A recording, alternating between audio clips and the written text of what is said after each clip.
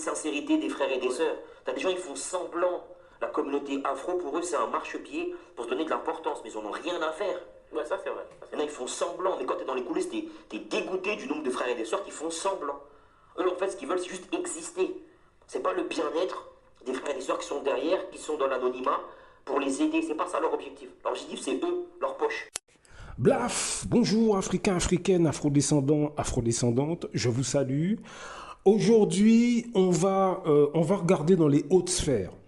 Ces noirs cinglés, malades, déséquilibrés, avec des complexes d'infériorité, ceux que je décris dans toutes ces vidéos, ceux que je décris dans tous ces audios. Ces noirs complexés qui s'éclaircissent la peau, se défrisent les cheveux à n'en plus finir, sont incapables de garder leurs cheveux naturels. Ces noirs serviles devant les autres communautés, qui sont toujours en train de se masturber intellectuellement sur le métissage, par exemple. Ou d'autres encore qui sont constamment dans la jalousie, dans la méchanceté vis-à-vis de leurs semblables exclusivement. Ces afrodescendants que je décris dans toutes ces vidéos qui calomnient le monde noir au sein des autres communautés, qui vendent leur derrière au sein des autres communautés. Ces noirs qui, dans les rues, ont du dédain et du mépris vis-à-vis de leurs semblables, ceux qu'ils croisent et qu'ils ne connaissent pas. Est-ce que vous voyez un peu ce type de personnes? Aujourd'hui, on va voir ceux qui sont dans les hautes sphères. Je vais vous laisser écouter un peu les déboires que le gouvernement nigérian fait à Aliko Dangote, le célèbre businessman africain. Écoutez un peu le degré de maladie psychiatrique que ces politiciens traversent. Je ne sais pas si c'est le bon mot, traverser, mais en tout cas, dans leur tête, on sait bien que ça ne va pas. Je vous laisse écouter, on en parle juste après. Que vous mettez dans des bouteilles, rajoutez un peu de conservateur dans des bouteilles designées. Là, vous pouvez vendre la bouteille à peut-être 2500. Vous voyez, donc plus un produit est transformé, plus on a mis de l'intelligence dans un produit pour le transformer, plus sa valeur augmente. Ça veut dire en fait que le pétrole raffiné coûte beaucoup plus cher et a beaucoup plus de valeur que le pétrole brut. Et vu que le Nigeria donne le produit brut et reçoit un produit transformé, ça veut dire que sa valeur est exponentiellement augmentée. Donc le Nigeria paye plus. Et c'est donc en ça que Dangote venait pour sauver le marché. En raffinant localement, il allait faire gagner un coût de transport, de logistique globale et ensuite le coût de transformation au pays. Vous imaginez à quel point ça allait être bénéfique pour la sous-région? Sauf que ça n'a maintenant pas plu aux entreprises étrangères qui raffinent pour le compte des pays africains. Et là donc ils ont activé leur mafia, comme Dangote disait. Tout a été activé, tout a été mis pour couper le projet. La raffinerie de Dangote devait produire 5000 barils par jour avant la fin du mois d'août, dépassant donc déjà de base la consommation quotidienne du pays qui s'évalue à 480 000 barils par jour. Le surplus aurait été destiné à l'exportation. Ils allaient déjà commencer à vendre aux pays voisins. Des Nigérians qui passent des heures dans des files d'attente interminables pour obtenir des licences étaient fiers à l'annonce de la solution Dangote, puisque cette situation de pénurie de pétrole s'est aggravée après la suppression des subventions publiques au carburant en 2023 par le président Tinubu. Donc c'était vraiment une solution qui venait rendre fiers les gars qu'enfin on ne va plus souffrir pour avoir du pétrole. La méga raffinerie représentait autant une question de souveraineté nationale qu'une question économique pour les Nigérians, qui espéraient donc bénéficier d'une essence beaucoup moins chère. Et à terme, la raffinerie allait avoir son plein potentiel théorique à 650 000 barils par jour. Ce qui était largement fait pour couvrir non seulement le pays, mais aussi vendre une fois de plus aux pays extérieurs. Et donc, dès que la raffinerie est prête, on dit de 1, son diesel n'est pas bon. De 2, on ne peut pas lui fournir quoi que ce soit comme pétrole brut à raffiner. Et de 3, voilà, il a le monopole. La compagnie pétrolière nationale nigérienne devait fournir 300 000 barils par jour à la raffinerie. Et ils ont dit qu'ils ne peuvent plus le faire en raison de vols, de détournements sur les oléoducs et de manque d'investissement. La NNPC donc dit ne pas pouvoir tenir cet engagement des vols et des détournements. C'est-à-dire, les estimations du gouvernement nigérian indiquent que plus de 20 milliards de dollars sont perdus chaque année à cause des voleurs de pétrole qui perforent donc les oléoducs mal sécurisés. Pourquoi c'est mal sécurisé? On ne sait pas. Il y a eu plus de 9000 ruptures d'oléoducs cette année. Et 6409 raffineries illégales ont été fermées dans la région du delta du Niger. On parle de 4846 conduites illégales connectées à des éléoducs qui ont été détruites. Et il en reste encore 700.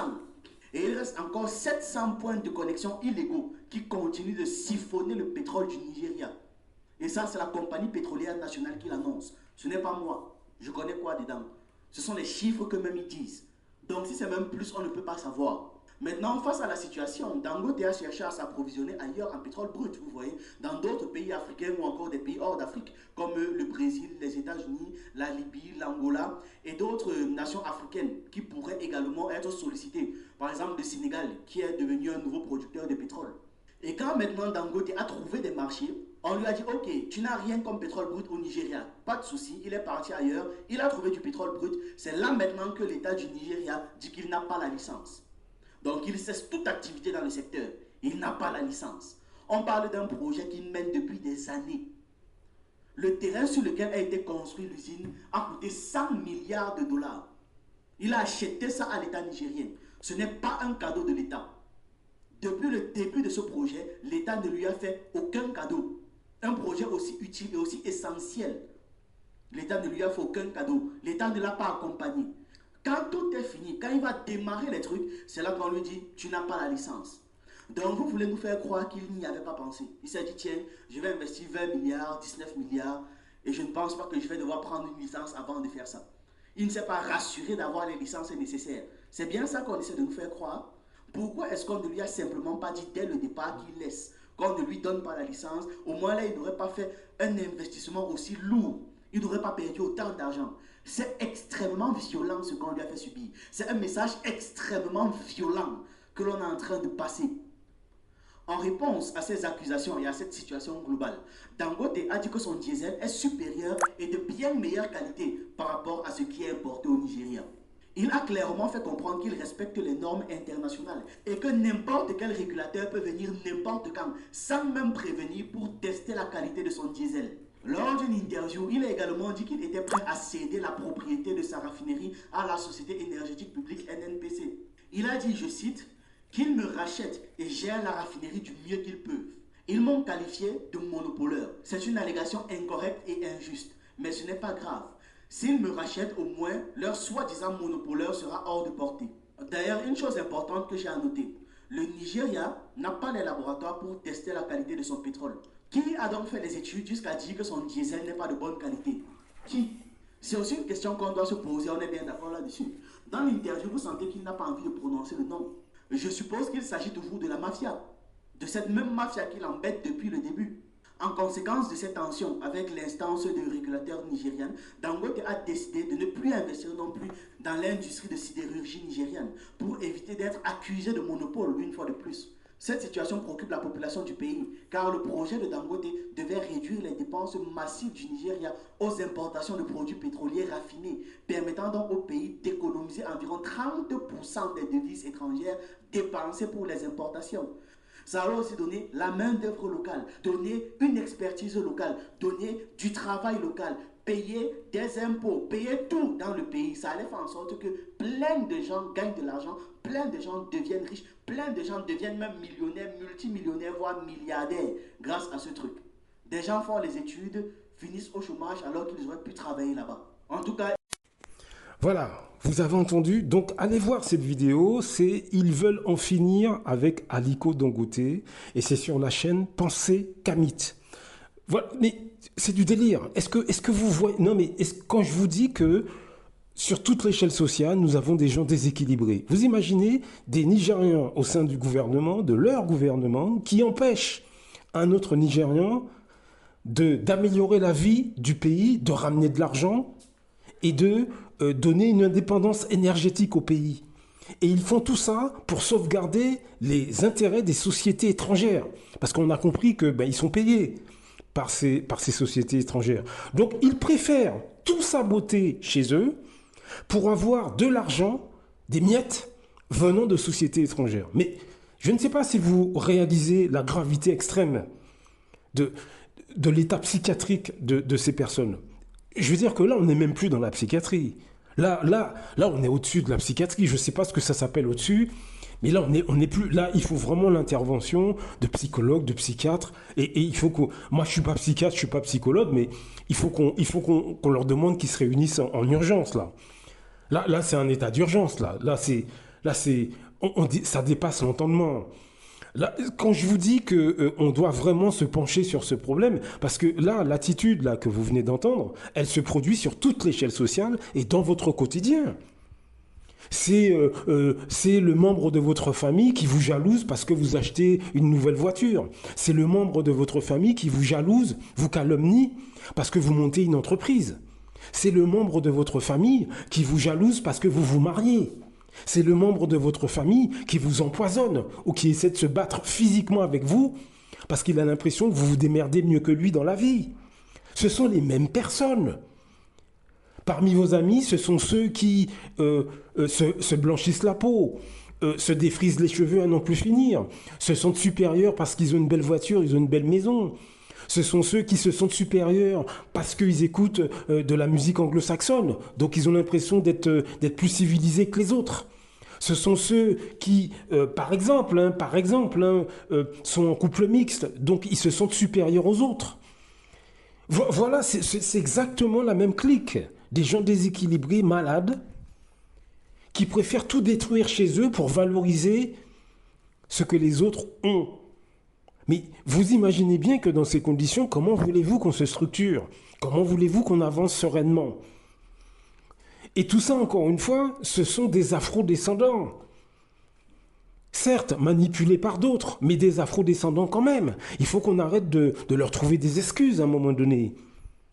Parce que ces gens ne veulent pas qu'on parle, évidemment. Ces afro-descendants que je vous décris, africains, caraïbéens, réunionnais, guyanais, tout ce que vous voulez, hein, tout le monde noir est concerné par ces personnes. C'est une catégorie de gens qui existe dans toute la diaspora, dans tous les pays d'Europe et dans nos pays d'origine également. Ils sont là. Des gens malades, déséquilibrés, que François Fanon a mis en lumière déjà dans Peau noire et masque blanc, et bien d'autres encore, bien d'autres encore. Dans la prochaine vidéo, je vous mettrai les raisons profondes de l'état psychiatrique de ces personnes. Ce sera une intervention d'Eugénie Dosakenom. Une courte intervention où elle explique pourquoi ça se passe comme ça, mais elle explique que c'est à un niveau cellulaire. Donc, je vais vous mettre une intervention, son intervention, et vous allez voir. D'ailleurs, son livre a été interdit en France.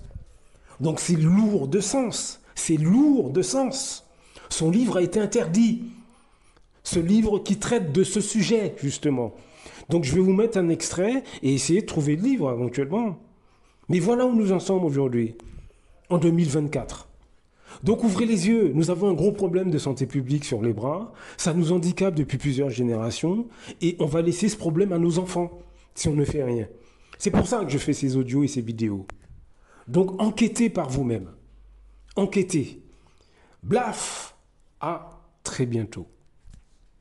Beaucoup d'Africains se lèvent contre des autres Africains. C'est généralement à travers la corruption. L'Europe, l'Occident le sait. La meilleure façon de faire tomber un Africain qui se lève pour les intérêts des Africains, il faut aller corrompre ses amis ou ses compatriotes. C'est comme ça, c'est toujours à cause de l'argent. Celui qui a fait tomber son car, il a fait pourquoi? C'est parce qu'il voulait être son car à la place de son car.